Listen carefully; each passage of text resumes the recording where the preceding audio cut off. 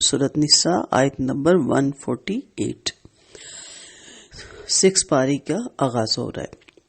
لا يحب اللہ الجہر بالسوء من القول الا من ظلم وکان اللہ سمیعا علیما۔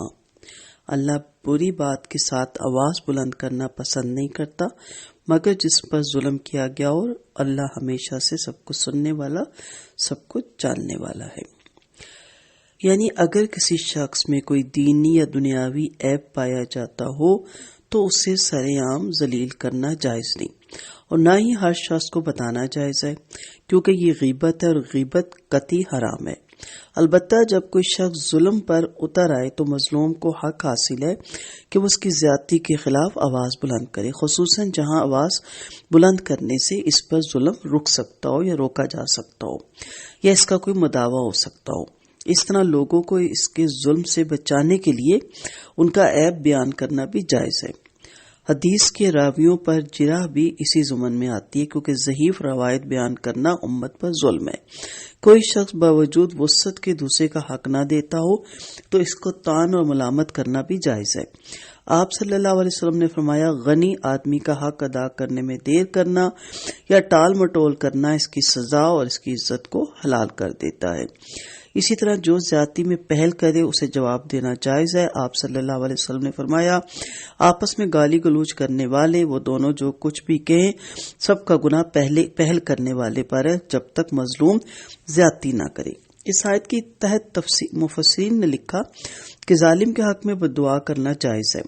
اس کو مزید ہم سورۃ شورى آیت نمبر 41 میں دیکھیں گے۔ کوئی شخص زبردستی اس کے منہ سے برا کلمہ نکلوائے تو وہ بھی اسی کے تحت جائز ہے۔ ایک شخص نے آپ صلی اللہ علیہ وسلم کے پاس ہمسائے کی زیادتیوں کی شکایت کی۔ آپ نے اسے اپنا سارا سامان گھر کے باہر راستے میں نکال کر رکھ دینے کا مشورہ دیا۔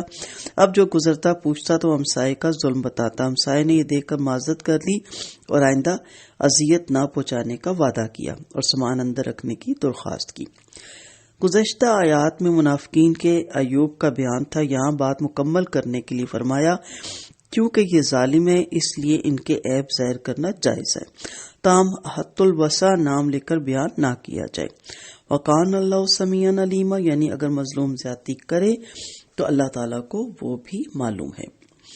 تو یہاں ہمیں پتہ چلتا ہے کہ مظلوم کس کس سے شکوہ کر سکتا ہے، یعنی مظلوم کو یہ حق پہنچتا ہے کہ وہ اللہ کے حضور ظالم کے لیے بددعا کرے یا حاکم کے سامنے ظالم کا ظلم بیان کر کے اس سے مدد چاہے، یا دوسرے لوگوں سے بیان کرے تاکہ وہ ظالم کا ہاتھ روکیں، یا کم از کم خود ظالم کے اس قسم کے ظلم سے وہ بچ جائے۔ یا مثلا اگر کسی نے اسے گالی دی تو وہ بھی واپس ہی گالی دے دے مگر زیادتی نہ کرے۔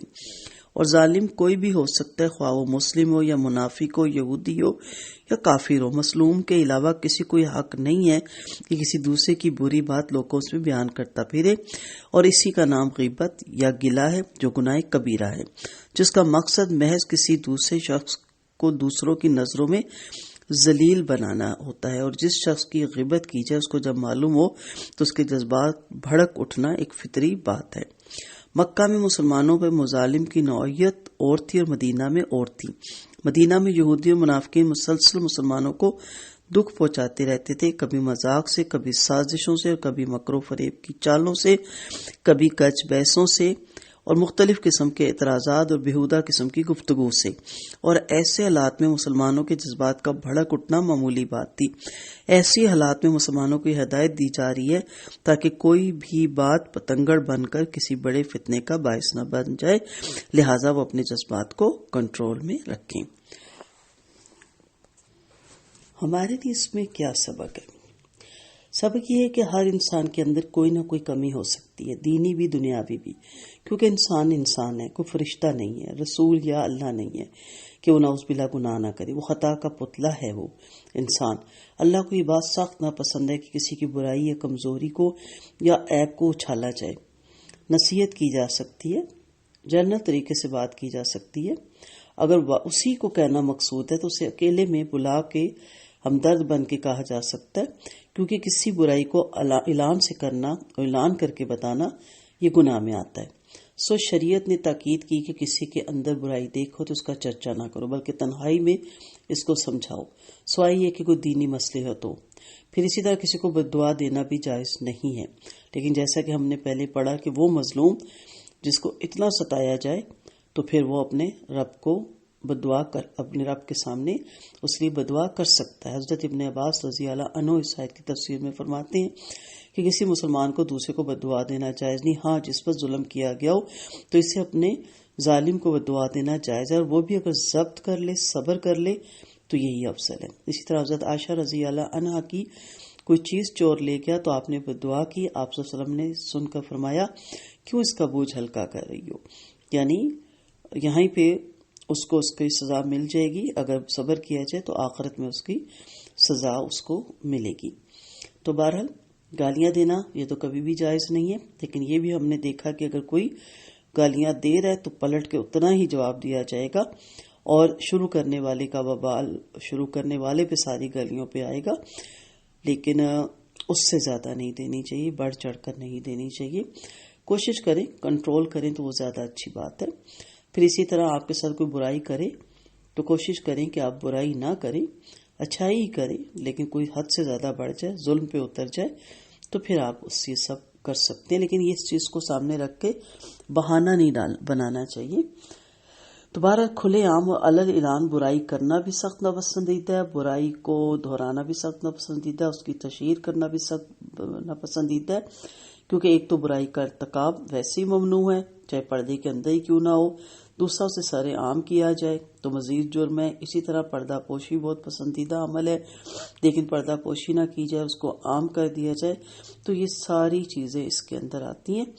اور کس جگہ برائی کر سکتے ہیں؟ کسی کے ظلم کو، ظالم کے ظلم سے کسی کو بچایا جا سکے، مثلاً کوئی کسی کے گھر رشتہ کرنے جا رہا ہے اور آپ جانتے ہیں کہ یہ بڑے سخت لوگ ہیں اور بڑی اذیت سے رکھتے ہیں اپنی بہو بیٹیوں کو، یا کاروبار کرنے جا رہے ہیں اور آپ جانتے ہیں کہ یہ پیسہ لے کے بھاگ جانے والے لوگ ہیں، یا کاروبار میں دوسرے فراقین کے ساتھ زیادتی کرتے ہیں، اس طرح کی چند باتیں ہیں جس میں آپ جا کے بتا سکتے ہیں کہ ذرا احتیاط کیجئے، محتاط رہیے، ان کی لین دین اچھا نہیں ہے، کل آپ کو پھر کسی مشکل کا سامنا ہو سکتا ہے۔ تو اس حد تک اسلام اجازت دیتا ہے، ادروائز اسلام ہر وقت برائی کرنے کا چرچا کرنے کی اجازت نہیں دیتا۔